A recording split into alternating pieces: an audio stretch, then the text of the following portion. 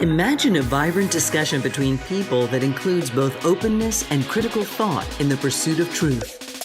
The Purchasing Truth podcast is an experience, a journey, an exploration of the impact that negative messages in politics and the media have on our families, community, society, and nation. Join your hosts, Bill Stierle and Tom Hazard, to discover new concepts and language strategies that will reveal effective ways of establishing truth. This podcast series will tackle current events, leadership challenges, healthcare confusion, integrity in business, and many other areas that affect us all. Gain clarity and understanding of the various truth perspectives. Welcome to Purchasing Truth.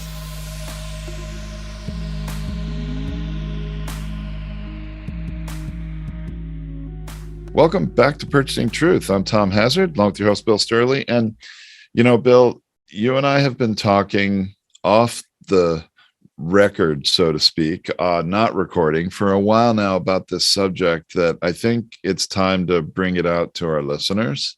Yeah. And we're talking about cutting down the tree of democracy and eventually how to prevent it. And I think you and I both see an awful lot of communication out there, right, in our elected representatives that, every day it seems like, oh my gosh, there's something new, and it breaks another norm. It breaks another, sort of expectation that has existed. But we see things that are really treading dangerously close to really harming democracy overall. And this, we'll talk about this today. It may be a recurring theme in some upcoming episodes as we talk about things that might be chipping away or cutting at that tree of democracy.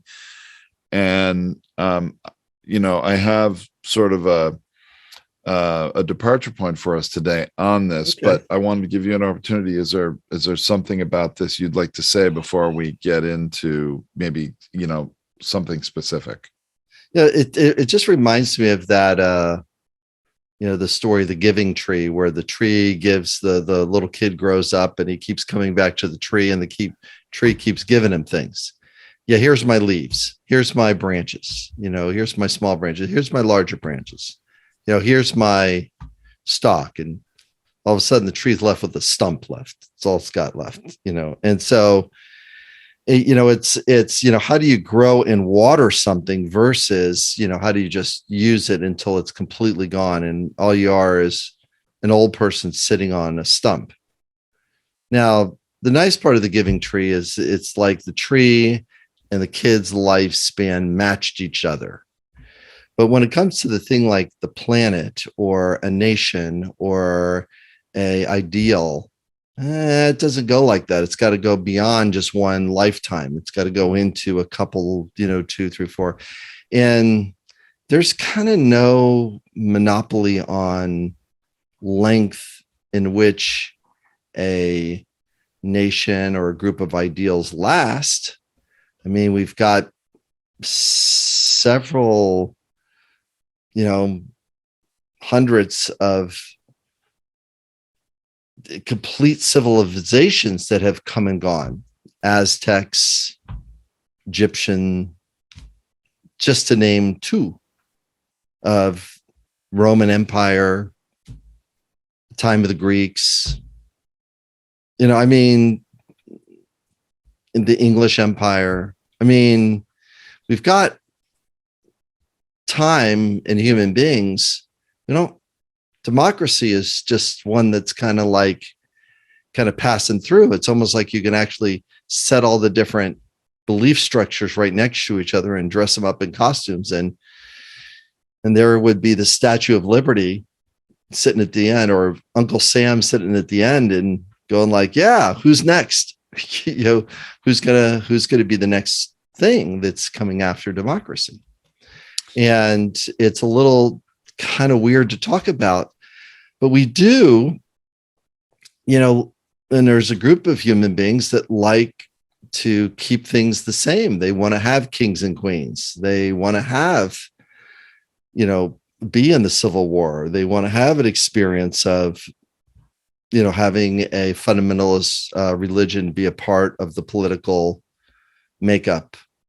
And they want their place to just have those kinds of beliefs and those kinds of systems only.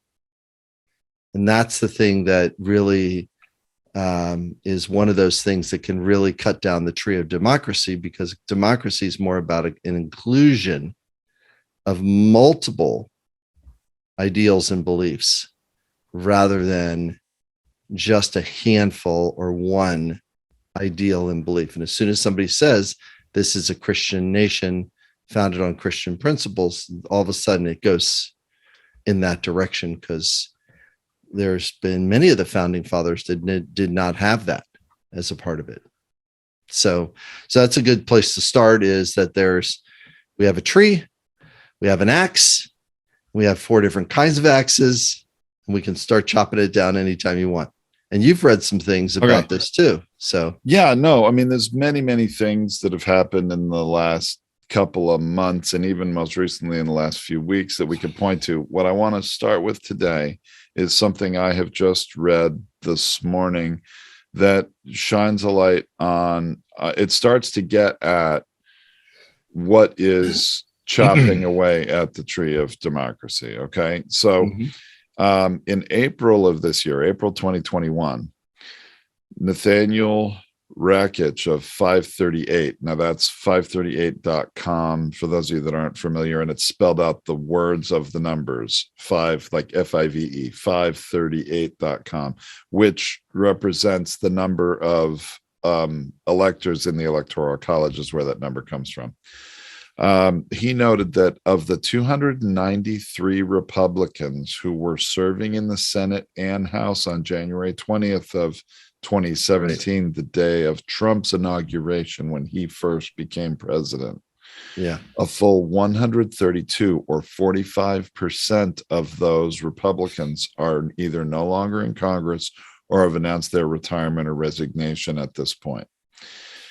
And they're under pressure from the former president, Trump.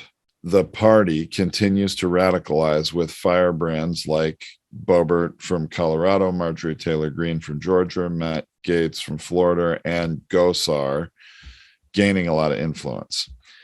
So here's where we sort of get at the tree of democracy getting chipped away at here.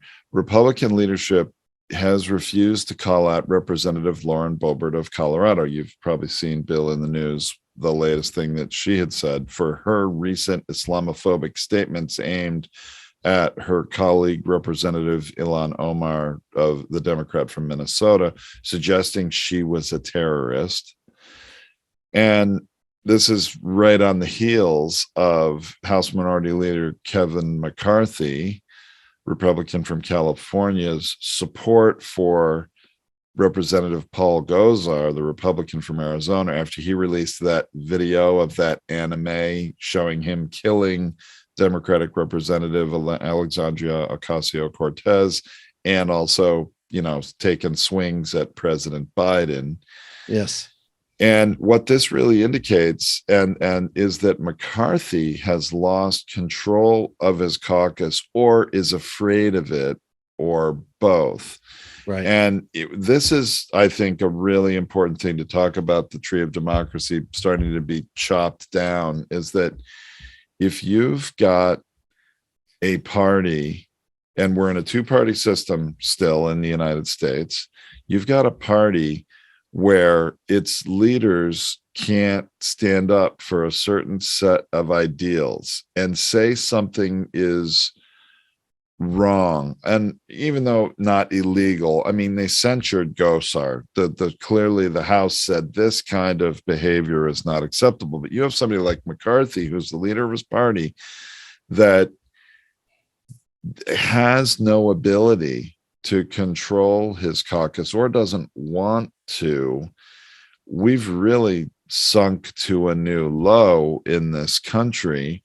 And really, being a Republican is more about a loyalty test to being a Republican than it is being loyal to the big A you and I talk about of America, or the big D of democracy, in this case, the tree of democracy. So that's what I wanted to share with you and start to, talk about with our listeners today. I appreciate that. And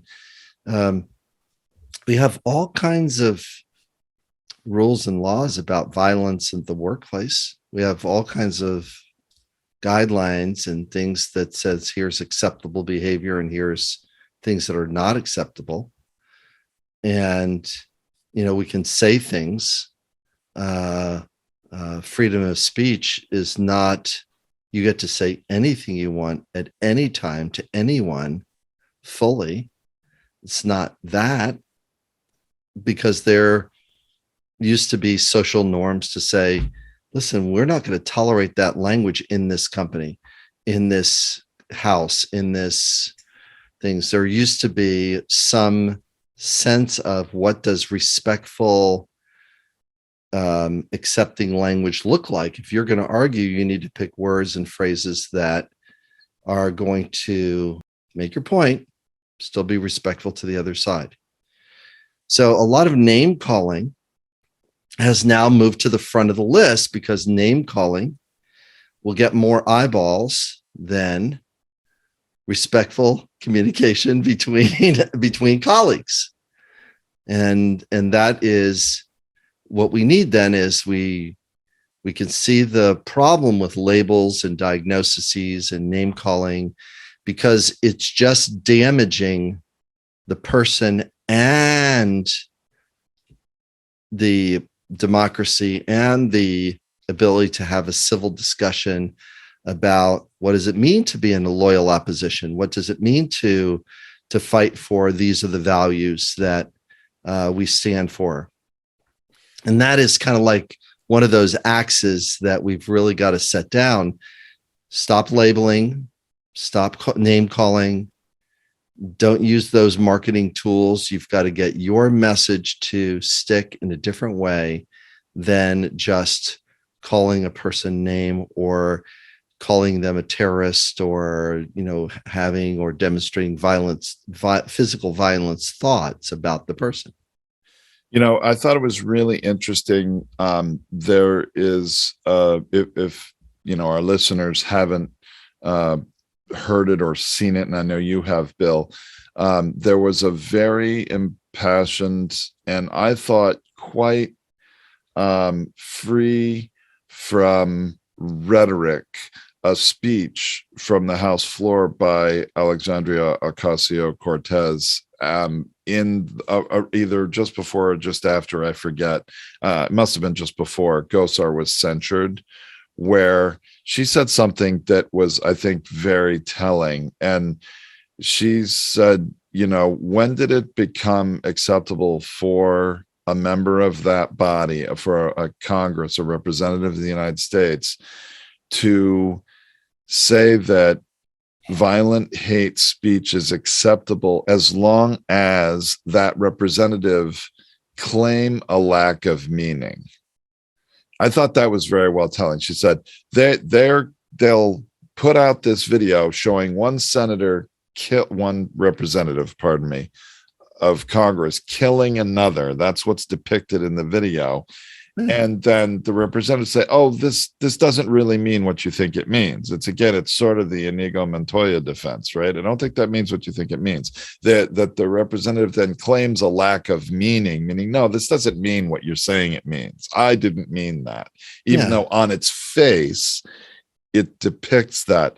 It really shows where we've sort of devolved to in one big way within our representative. And it's not about ideals of a party or ideals for America. It's about winning. And now the next question is what to do about it. And could she have done something different? And was there a place to do a reparative narrative? at the same time as doing honest narrative.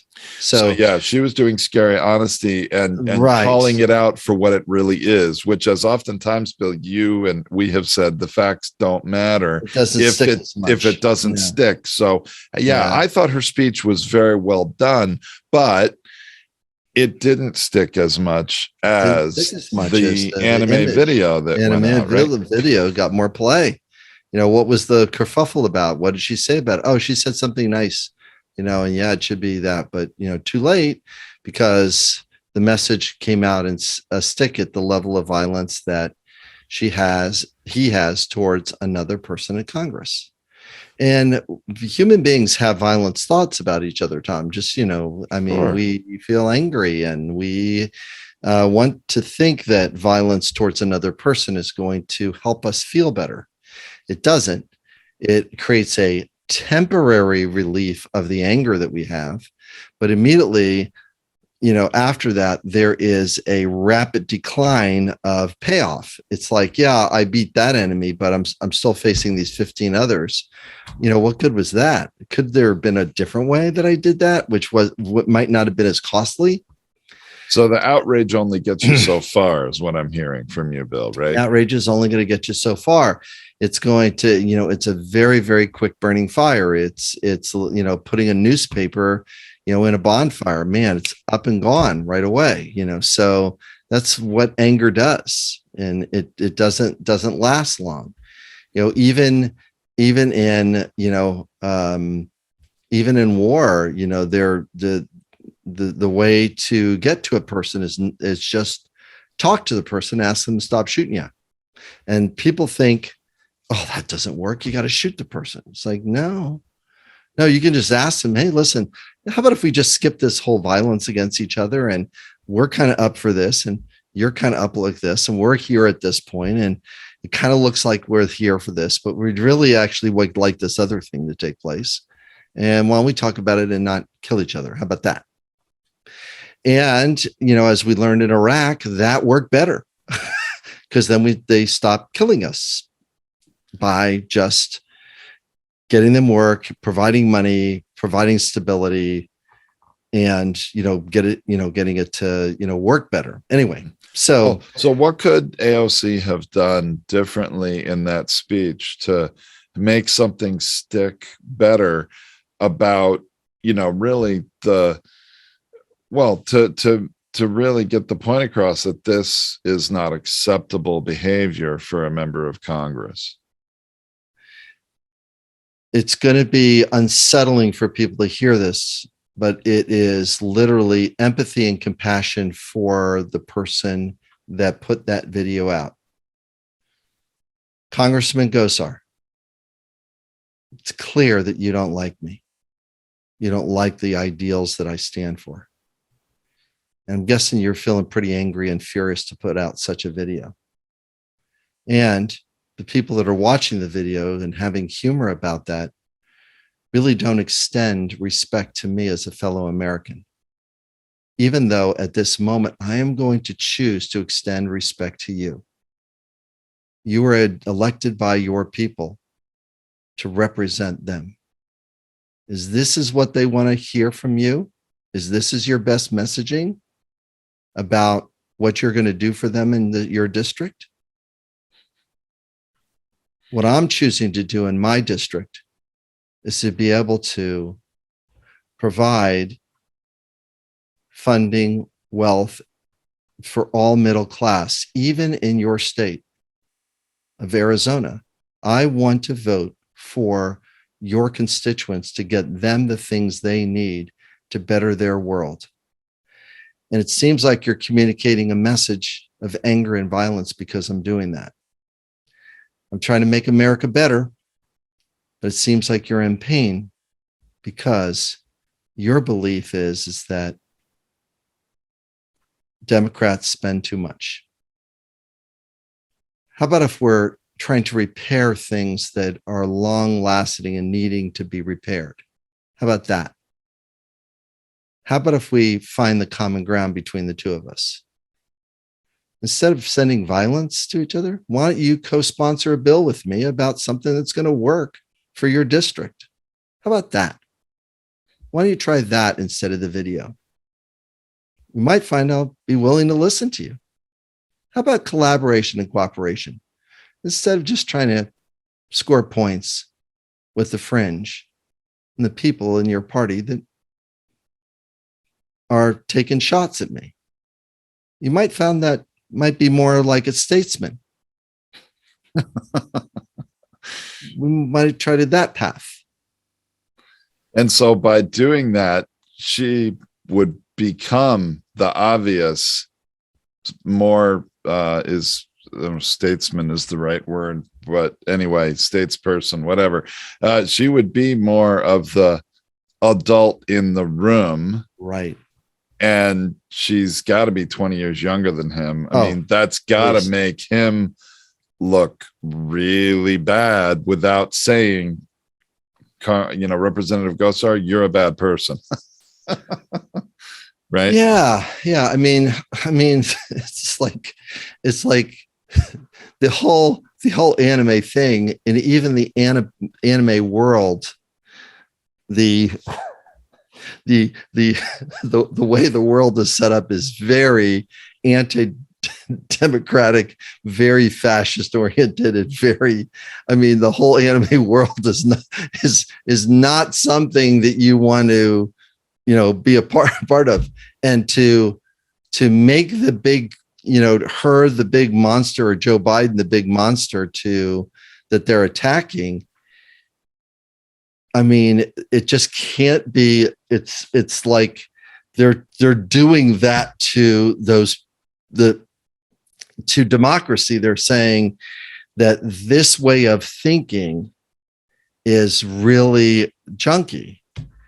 And then meanwhile, it's like, it's kind of a head shaker, because we do so many things that are community oriented that the Republicans want to keep: firemen, policemen, civil servants, local government. We're funding all kinds of quote unquote socialist / communist kind of things of collective, what's good for the collective view. But the government, that most people don't know that there needs to be a handshake, a very, very kind handshake between capitalism and socialism. They need to handshake with each other to make our system work best, not to have the two of them fight with each other.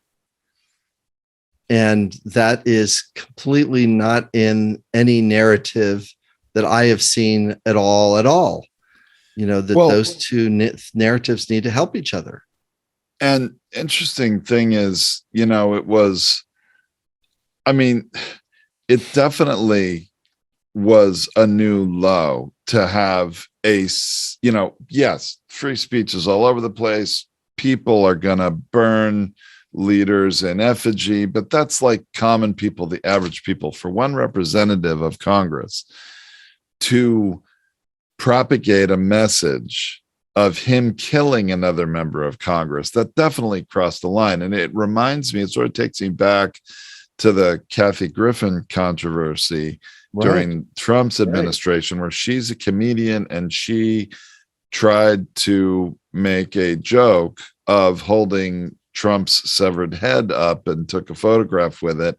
And now she was just a comedian, and look what happened to her. I mean, her career pretty much ended at that point because, whoa, that was too far. Now, all of a sudden, a member of Congress does pretty much the same thing, not to, well, I guess he didn't kill the president. That's correct. But he did swing swords at the president. I mean, I still wonder if Gosar got a visit from the Secret Service. I mean, anybody who makes any kind of a threat, veiled or otherwise, against the president, I'm sure gets a visit from, the national security apparatus of this country. They want to make sure that the threat is not something that's real or that's going to grow, and they will prosecute that.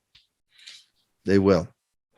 And the Notice that the line that they tested was, it's okay to go after this person, but they didn't go all the way after having him fight and win a battle with Biden. They didn't do that in the anime, because that would have brought that next level. And how can you let somebody get away with that? And the answer is that we can't let people get away with or not have some civil norms about how we talk to each other and express things to each other inside certain settings. Inside other settings where you're in your private place of being in your house, and you can be furious and threaten people. And, there's, we kind of, as Americans, allow, people to talk to each other really pretty violently in a lot of ways. But then there's domestic violence that goes into that direction. Then there's, people screaming at each other and parents screaming at their kids. And a lot of that is pretty junky language that people use towards each other. And it's not without, some constraint. It becomes really very, very difficult. Well, there's some interesting sort of, I don't know if the right word is ironies here or contradictions, because Congress has its own set of rules. And in some cases we find there really aren't a lot of rules for our elected representatives, where if you worked at any company of a certain size that has policies that are in alignment with the law, if you're an employee and you put out an anime video like that about, killing another employee of the company, you'd be fired on the spot. You would be absolutely out of the company. There would be no hearing. There would be no due process. They would just absolutely fire you. There would not be congressmen speaking in Congress on your behalf, which there were congressmen speaking on Gosar's behalf. It's like, and they're arguing free speech. It's like, well, free speech is a workplace issue. It is a workplace issue, but there are other issues too. I mean, what was shocking to me about this whole episode is that the leader of the Republican caucus in the House, Leader McCarthy, right, he couldn't bring himself to say what Gosar did was wrong. Right. He couldn't do that. Only 2 Republicans in the House of Representatives voted with the Democrats to censure Gosar. That was Liz Cheney and Adam Kinzinger. And that's probably comes as no great surprise to a lot of people, because they are the 2 Republicans that are trying to fight for, dare I say, truth and seeking truth. And with what happened on January 6th, being members of the select committee in the House. Right. And I mean, when I think that when we get to this point where our elected representatives can't agree on things that are acceptable and not, or what's rated wrong, at least at some level, that, to me, that tree of democracy is getting chopped at pretty damn good. Yeah. And I think that you're kind of swirling around the thing that's needed to be talked about, which is how there's a misinformation about, what are your rights as an American, the misinformation that you can say and do anything you want. And it clicks to another thing that can really, work towards, that violence that shows up, which is that it's kind of like Old Testament justice. It's like eye for an eye, tooth for tooth, right? So does that mean that, AOC gets to make an anime video about killing Gosar now? And where would the outrage be if she had done that kind of thing because he had violence towards her, and it's just fair that she gets to do a violent video towards him. Well, that's one way to look at it. Well, that's what fairness says. Fairness says equal. It says you do something bad, I get to do something bad to you.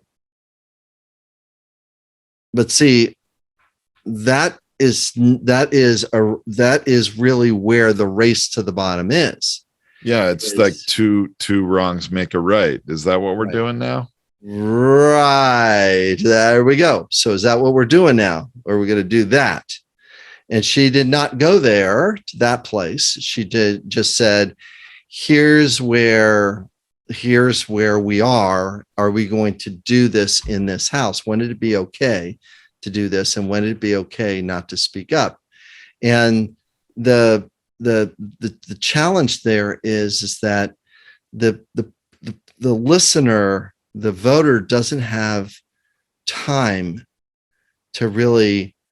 Many voters don't have time. They're so busy working, keeping their head above water, making money, and struggling in the middle class or the lower middle class. And all they need is moments of doubt and skepticism about the other person, and that my side is winning because they said this really funny / violent thing towards the person that I've been taught to not like. The person I've been taught to not like. The person, not the values, not the ideals, not what the person's doing for me. Because an infrastructure bill that AOC is going to vote for is going to help people that don't like her.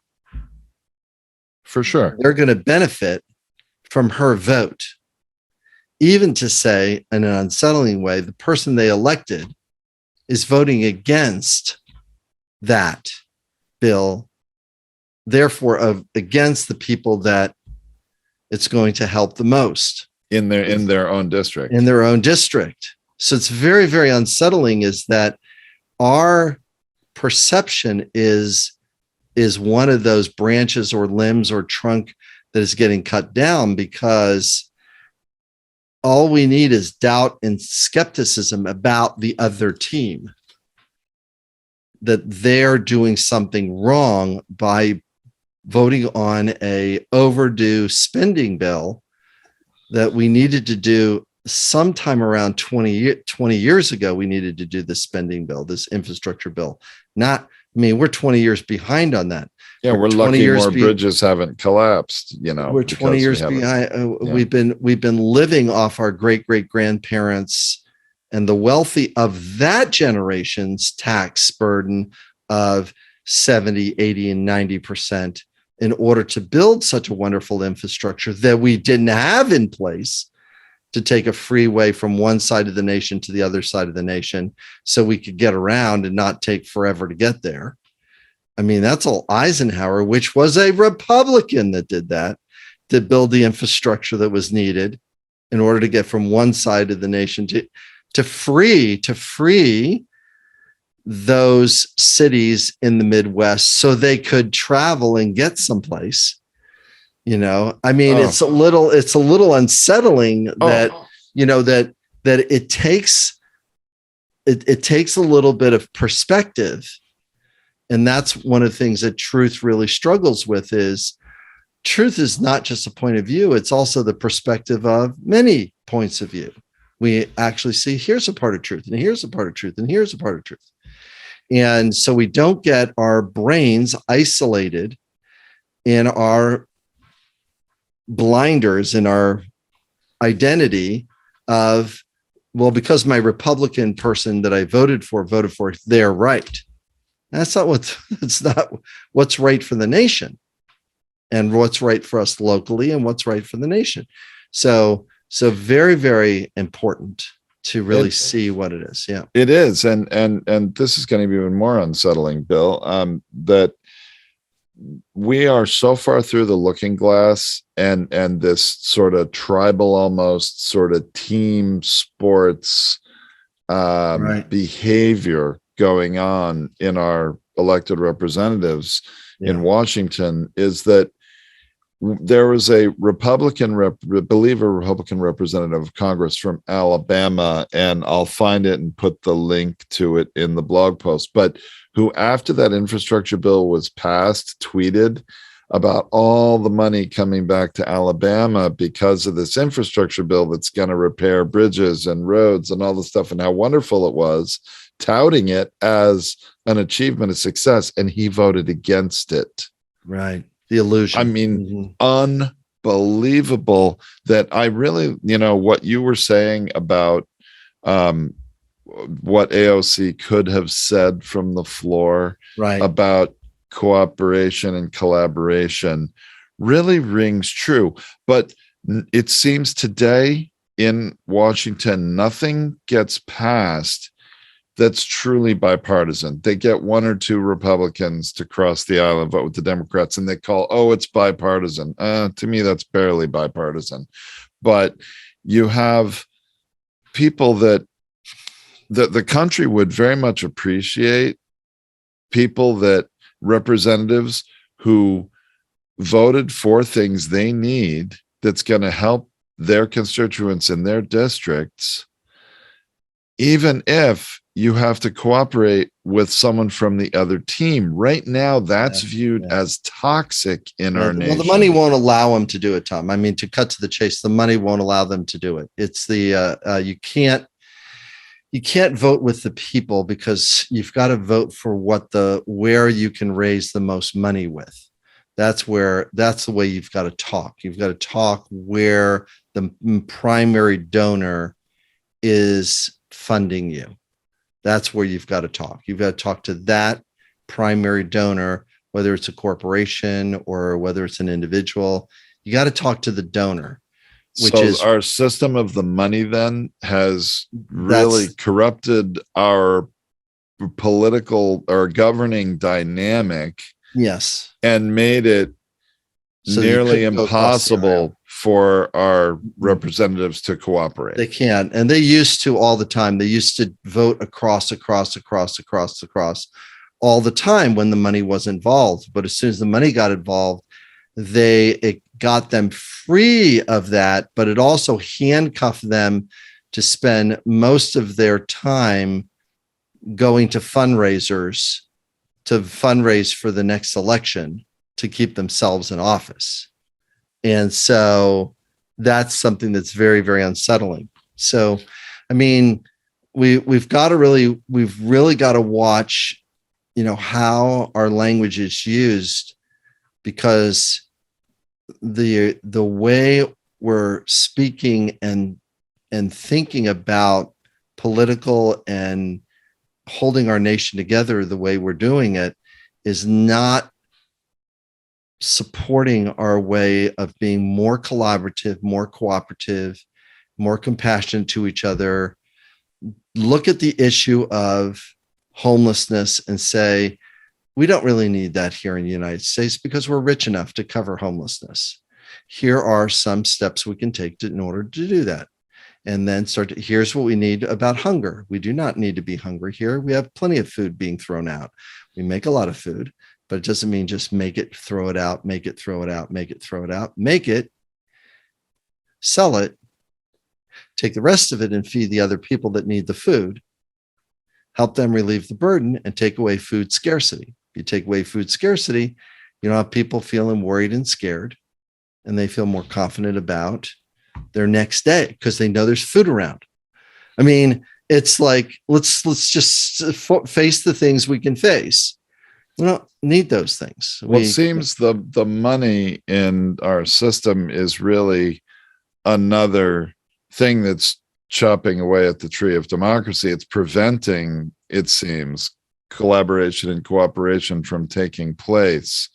And even if AOC had spoken from the podium the way you suggested, while it would have been a message that stuck much better. That's what we need. We need message that stick.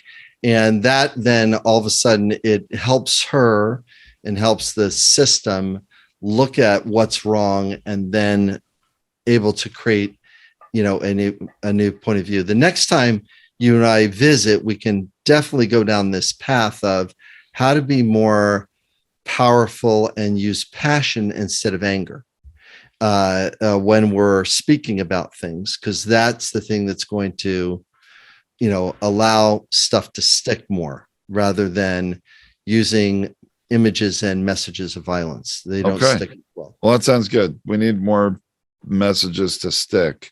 That's for sure. All right, more to come, Tom. Thanks everybody for listening. Thanks, Bill. Thank you for listening to this Purchasing Truth podcast. We trust that you have enjoyed this engaging and thought-provoking conversation. Our hope is that you've received value, found clarity, and broadened your truth perspective in this episode. If you did, leave us a review or visit our website, purchasingtruth.com. Join us again for another informative and content-rich discussion here at the Purchasing Truth podcast. Don't just accept whatever information comes your way. Join the discussion. Discover your own voice. Purchase your own truth.